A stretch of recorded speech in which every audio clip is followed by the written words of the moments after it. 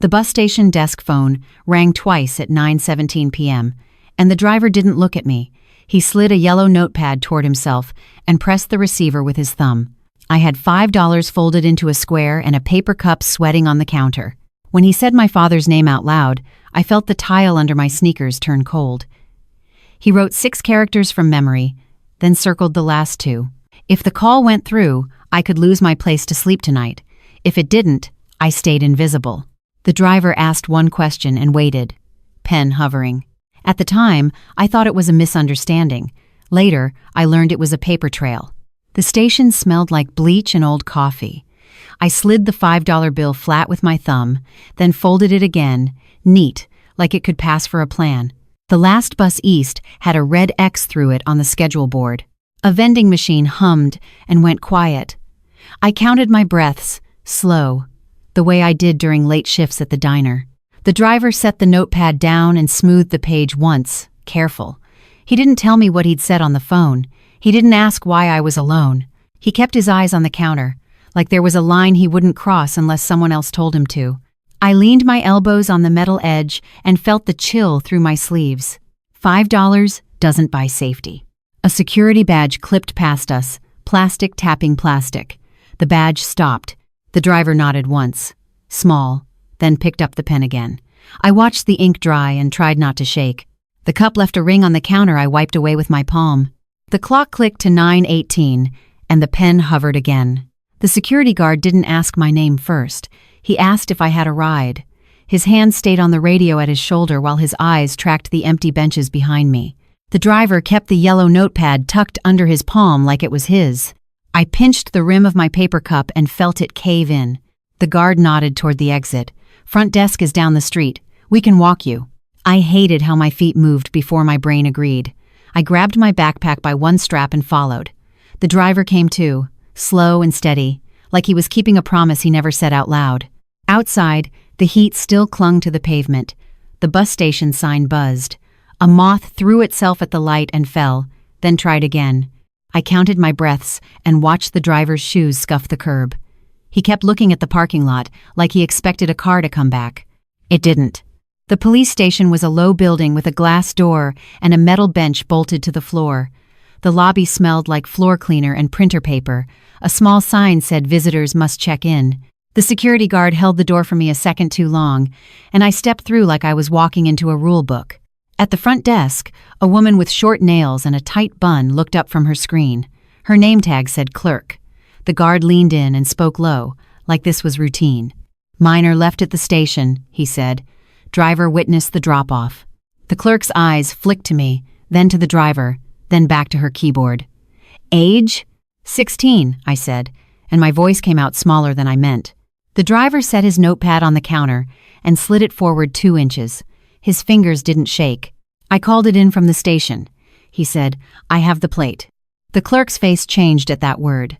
Plate meant something that could be typed, stored, pulled later. She didn't ask how I felt. She asked for details. What time? She said. The driver answered without looking at his notes. 9:17. Desk phone rang. I dialed out. I watched him leave. I stared at the counter edge and rubbed my thumb over a frayed thread on my backpack strap. I could taste salt on my lip from the heat. I wanted my father's name not to be mine for 5 minutes. The clerk turned her screen slightly, like she was building a box around my night. We need an incident entry, she said. I need the location, the time, and any identifying information. The driver nodded once. He pushed the notepad closer. The clerk didn't take it yet. Say it out loud, she said, eyes steady. For the entry. The driver did. He read the 6 characters like he was reading a street address. The clerk typed, her nails tapping fast. The guard shifted his weight, radio crackling once with someone else's voice. I watched the words appear on the screen in my head, even though I couldn't see them. I pictured a line that would outlive my shaking hands. Don't let them turn me into a rumor. The clerk held out a blank form on a clipboard. The paper was bright white, almost rude. I need your full name, she said. And your home address. My throat tightened. Home was a word with too many doors. I don't want him called, I said, and I hated how I sounded, like I was bargaining. The clerk paused. We have a procedure, she said. We do not leave minors in a transit station overnight. The guard added, softer. We can call someone safe. Safe. I thought of my aunt's kitchen table corner and the little chip in the wood where she always set her keys. I thought of my grandma's voice on Sunday mornings, low and tired, telling me to eat something. I didn't have their numbers memorized. My phone was in my backpack, dead, because I'd stopped charging it when I stopped believing I would need it. The driver reached into his shirt pocket and pulled out a small receipt, folded in half, with 2 staples through the top like it had been repaired. He set it on the counter beside the clipboard. I bought her a water and a snack, he said. It's logged. It's the least I could do. The clerk glanced down at it, then back up at me. Do you have any money? She asked. I unfolded my $5 bill, showed it, then folded it again. The green looked worn, like it had been through too many palms. The driver's jaw tightened. He left her with that, he said. His voice stayed controlled, but the anger was there, like a wire under the words. The clerk clicked her pen once. We're going to document tonight, she said. That way nobody can rewrite it later. The guard looked at me. Is he your legal guardian? He asked. Yes, I said. Then I swallowed. But he drove away. The driver leaned in, just enough to be heard. He didn't just leave, he said. He made eye contact. He chose it. The clerk's eyes moved, quick, to the notepad again. I need the driver's statement, she said. Name, date of birth, contact number. End quote. Of quarterly integrated 80s. The driver slid his identification across the counter, face down, then flipped it over with 2 fingers. He did everything like a man who'd learned the value of neat lines. The clerk copied it and handed it back. A door buzzed open behind the desk. A uniformed officer stepped into the lobby, older, calm. The clerk spoke without standing. We have an abandonment report, she said. Minor. Witness has plate and time. The officer's gaze settled on me. Not pity. Assessment. You okay? He asked. I nodded because it was easier than truth. The officer looked at the driver. You're the witness? He asked. The driver tapped the notepad once. I am, he said, and I want the incident entry number when you file it. That made the officer lift his eyebrows. You know how this works, he said. I've seen enough, the driver replied. People lie. Paper does not. The clerk printed a page and pulled it from the tray. The paper was warm when she slid it across the counter. This is the entry, she said, tapping a line near the top. Time, location, witness. I leaned forward despite myself.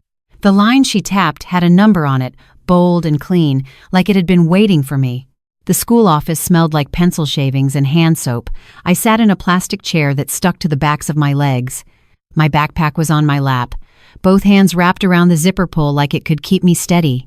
School counselor Marisol Vega laid a folder on her desk and smoothed the papers once. Same motion as the driver, like adults did it to stay calm.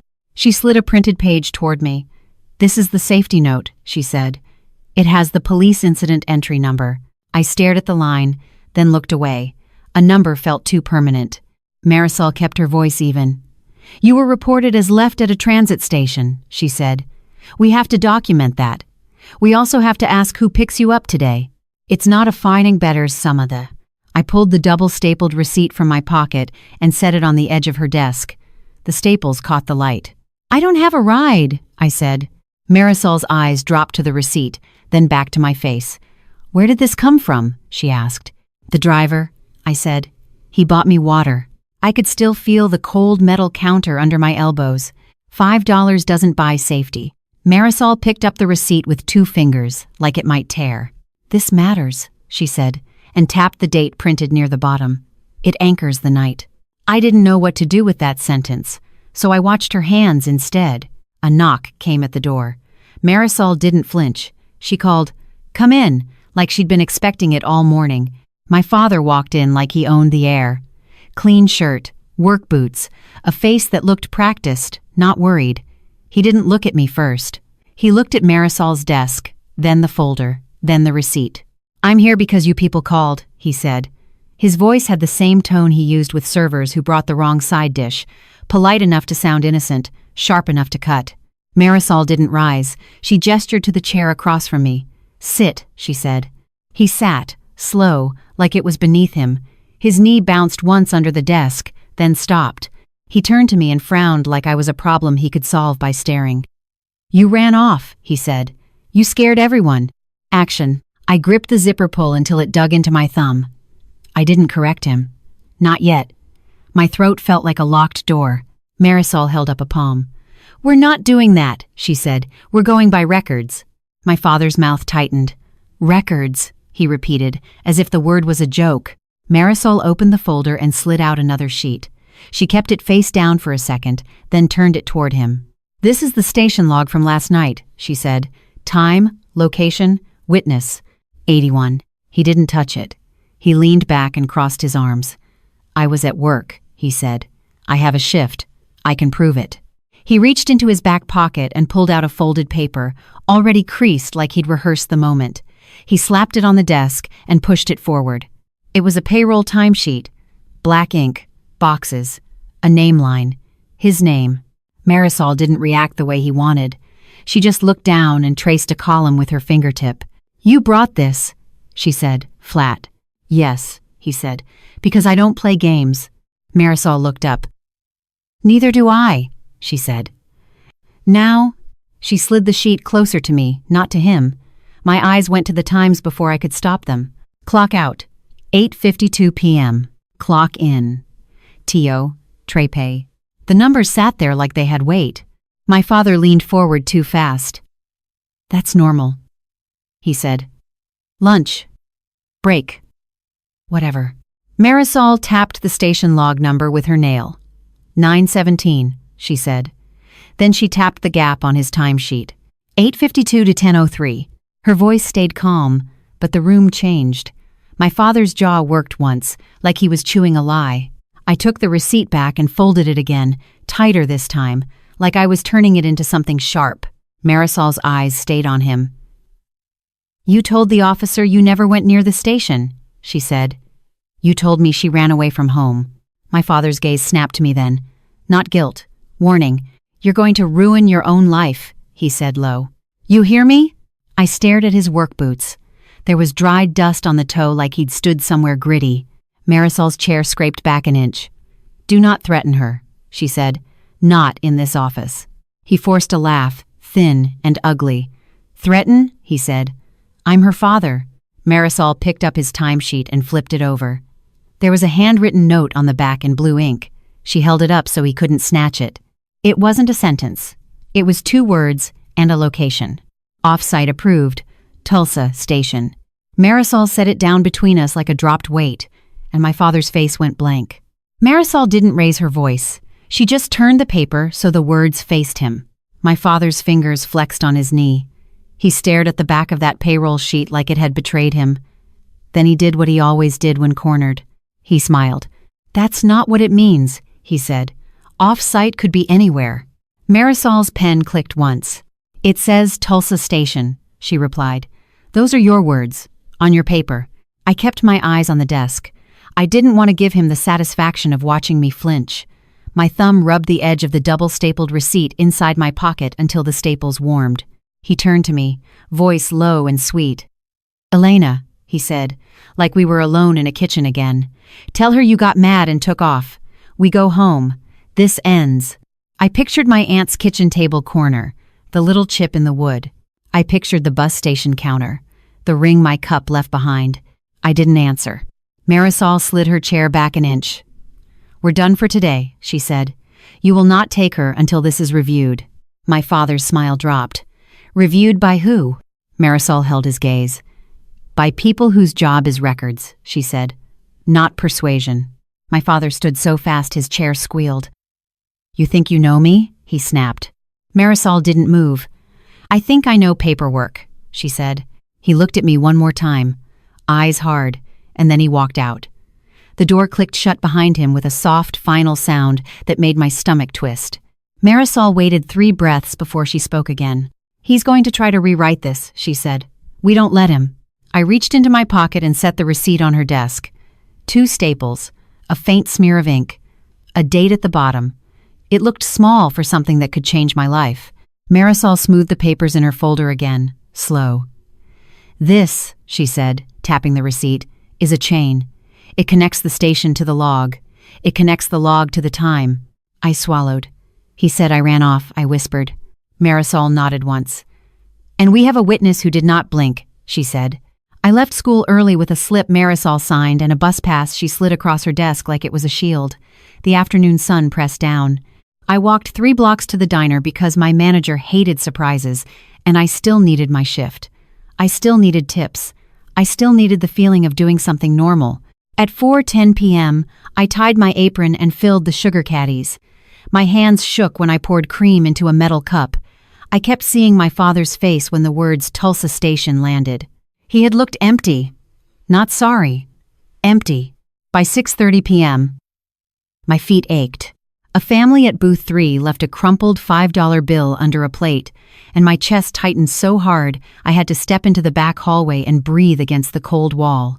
I counted my breaths twice, the way I always did. When my shift ended at 9:05, I walked to my Aunt Rochelle's place because Marisol said not to go home. The porch light was on. My aunt opened the door in a satin bonnet, eyes sharp like she'd been waiting to argue with the world. "What happened?" she asked, already pulling me inside. I set my backpack on the kitchen chair and stared at the corner of the table where the wood was chipped. My aunt grabbed a stack of mail and thumped it down. "Talk," she said. I pulled the receipt out and placed it on the table. The staples caught the overhead light. My aunt leaned in, then looked up at me like she finally saw the shape of the night. "That's from the station?" she asked. I nodded. My aunt's mouth tightened. She reached for her phone, then stopped. "We're not calling him," she said. "We're calling someone who keeps files." The next morning, at 8:40, we sat in a legal aid waiting room that smelled like copier toner and lemon cleaner. A television on the wall played muted news while a toddler pushed a toy truck along the tile. My aunt kept smoothing the sleeve of her cardigan over and over, like she could iron out what happened. A man in a wrinkled button-down stepped into the doorway and called my name. "Elena," he said, and I flinched at how official it sounded. His nameplate on the desk read Devon Price. He slid a form across to me and pointed to a line. "Full name," he said. "Date of birth. Current safe address." My aunt answered before I could. "She's with me," she said. "For now." Devon looked at me. Not my aunt. "I need to hear it from you," he said, purposeful, calm, like he'd learned not to get charmed or bullied. I picked up the pen. My hand felt too young for paperwork.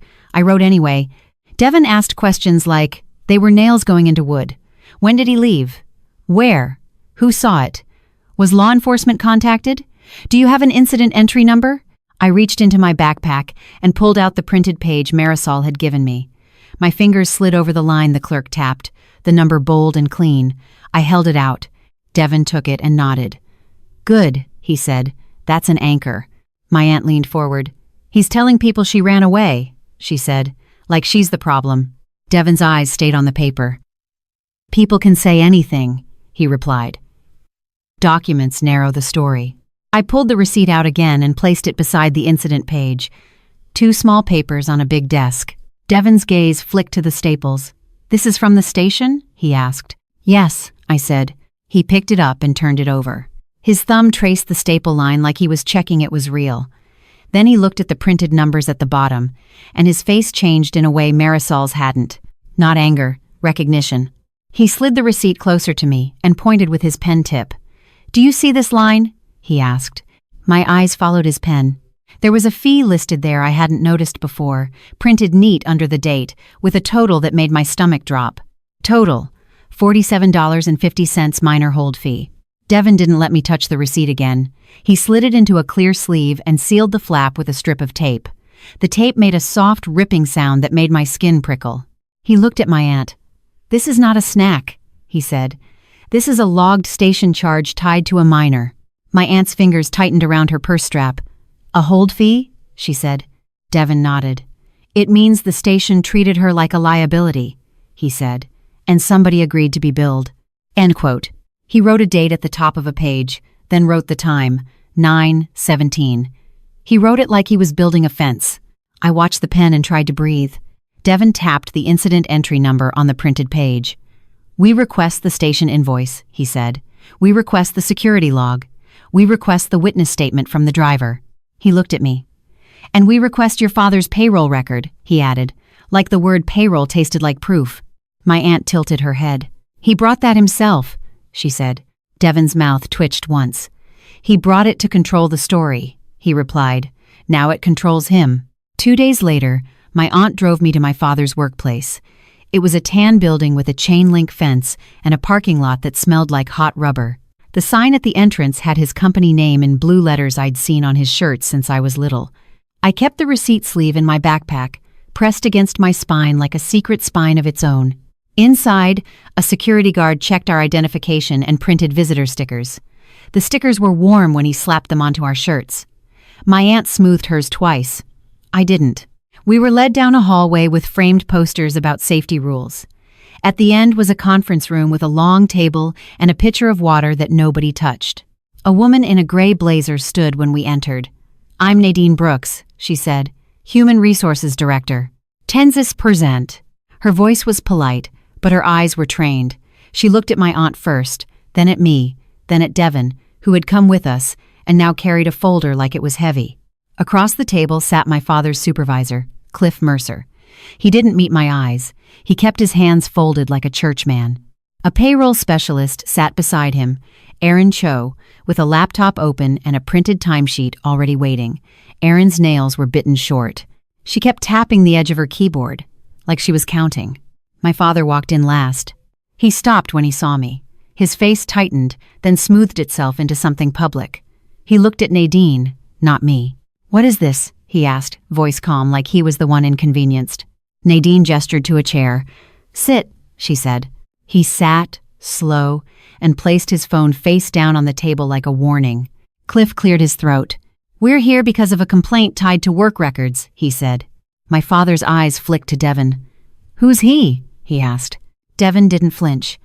"I'm here to keep the timeline clean," he said. My father's mouth pulled into a thin smile. "Timeline," he repeated, like it was theater. Nadine folded her hands. "This is an administrative meeting," she said. "We're reviewing a record discrepancy and an outside incident connected to an employee." My father leaned back. "I didn't do anything," he said. "This is a family problem." Devon opened his folder and slid one page forward, not all at once. He moved with control, like a man placing pieces on a board. "This is the police incident entry," Devon said. "It includes time, location, and witness identification." My father didn't look at it. He stared at me. "You brought police into this?" he asked, voice low. My aunt leaned forward. "Don't talk to her," she said. "Talk to the paper. There's no providin'." Nadine lifted a hand, palm down. "We will speak one at a time," she said. Her tone had a line in it. Erin turned her laptop slightly. "Your time punch shows a gap," she said, eyes on the screen, not on my father. 8:52 to 10:03. My father shrugged. "Break," he said. "Off-site," he added, then caught himself. "Too late." Devon's pen tapped the table once. "Off-site where?" he asked. My father's eyes narrowed. "That's not your business," he said. Devon looked at Nadine. "It is if the company approved the location," he replied. Nadine nodded once to Erin. Erin clicked, then lifted a printed page from the stack. She slid it across the table to Nadine, not to my father. Nadine read it without changing her face. Cliff finally spoke, voice strained. "There's a note on the back," he said. "We need you to explain it." My father's jaw worked once. "That was a mistake," he said. Devon reached into his folder and pulled out the clear sleeve. The receipt inside looked small and sharp. The two staples caught the fluorescent light like tiny teeth. He placed it on the table, right in front of Nadine, and did not let go immediately. He waited until her eyes were on it. I felt my hands start to shake under the table. I pressed my nails into my palm until the sting brought me back. That receipt was never about food. Nadine leaned in and read the printed line Devon had marked in pen. Erin's eyes widened. "Minor hold fee," she whispered, almost to herself. My father's head snapped toward the receipt. "That's nothing," he said too fast. "That's not mine." Devon slid the receipt sleeve 2 inches closer to Nadine. "The station bills the registered vehicle when they can," he said.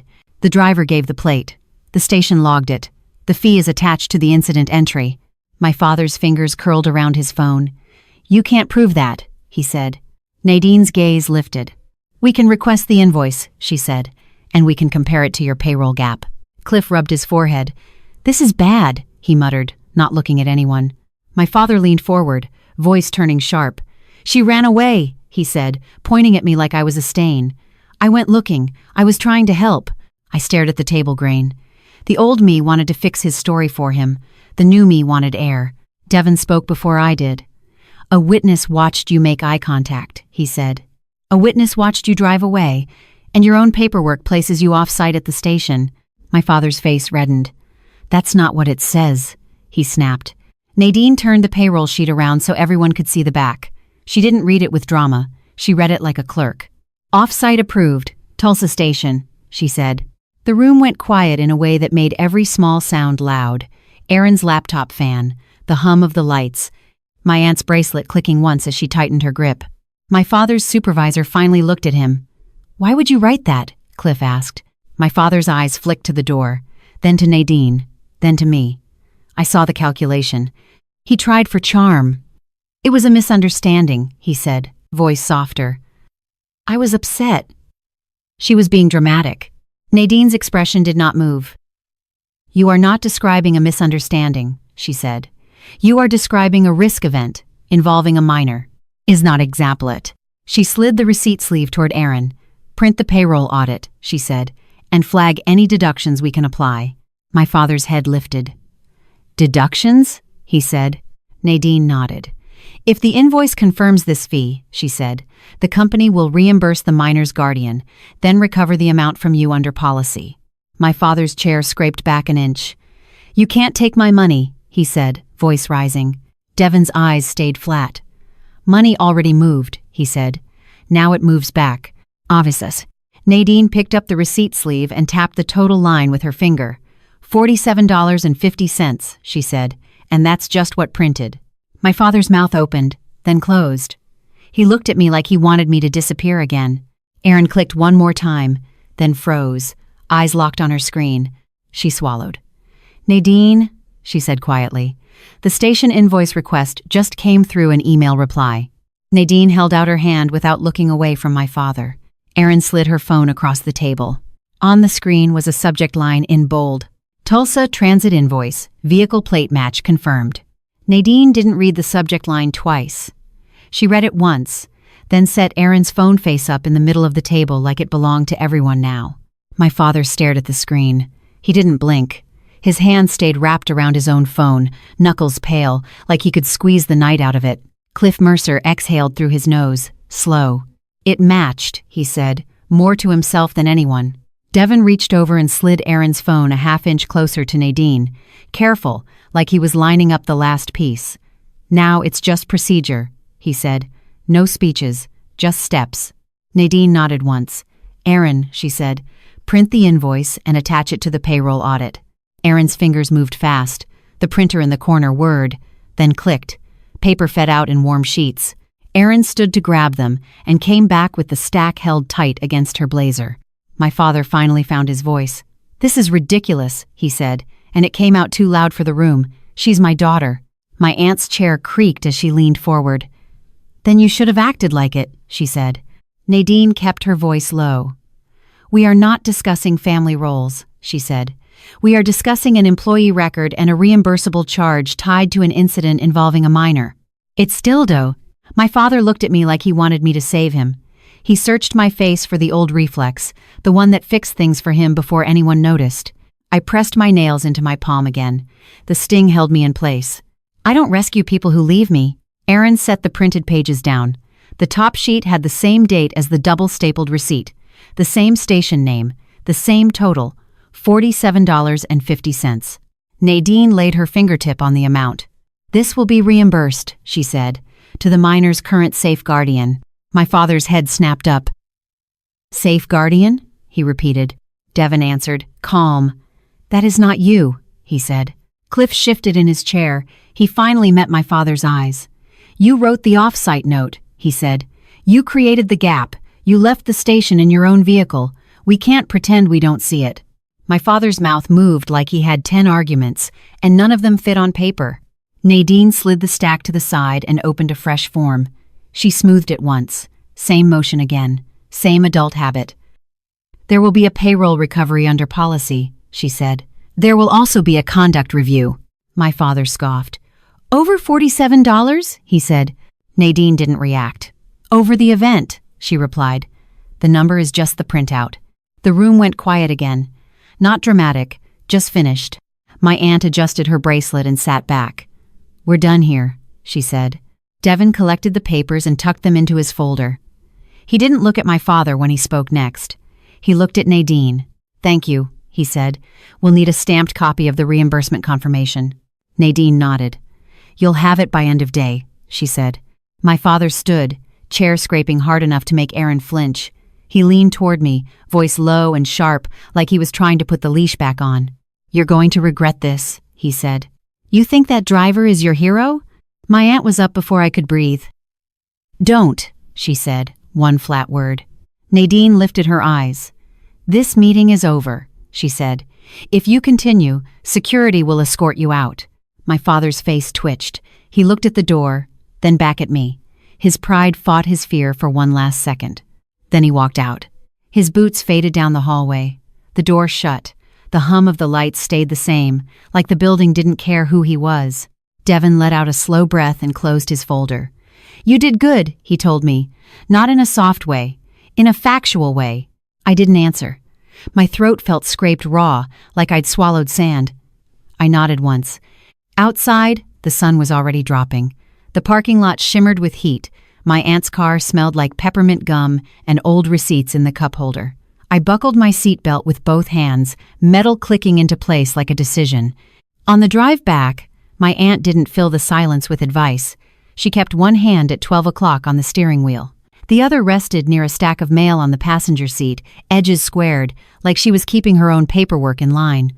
At the first red light, she glanced over. He tell people you ran away? She asked. Yes, I said. She nodded, jaw tight.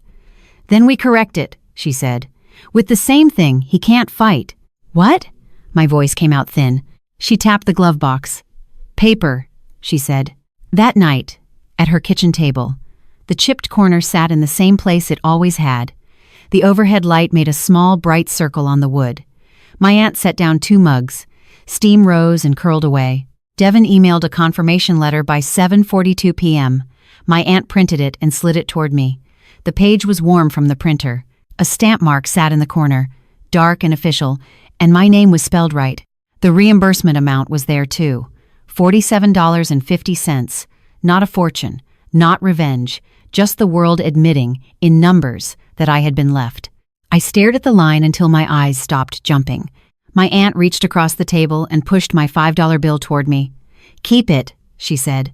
Not because you need it, because it's part of the story. I picked it up and flattened it with my palm. The paper felt softer than it had at the station, less like a warning, more like a marker. I went to my backpack and pulled out the clear sleeve with the double-stapled receipt. The staples still held. I set it beside the stamped letter and smoothed both pages once, slow, like Marisol had, like the driver had, like I was learning the motion for myself. 4750, 917, Tulsa Station. Those weren't just details anymore. They were boundaries. I slid the receipt out of the sleeve, flattened it completely, and tucked it into the back pocket of my wallet behind my school picture. Then I closed the wallet and pressed my thumb on the seam until it stayed shut. The next morning, I took the bus to school on the pass Marisol had given me.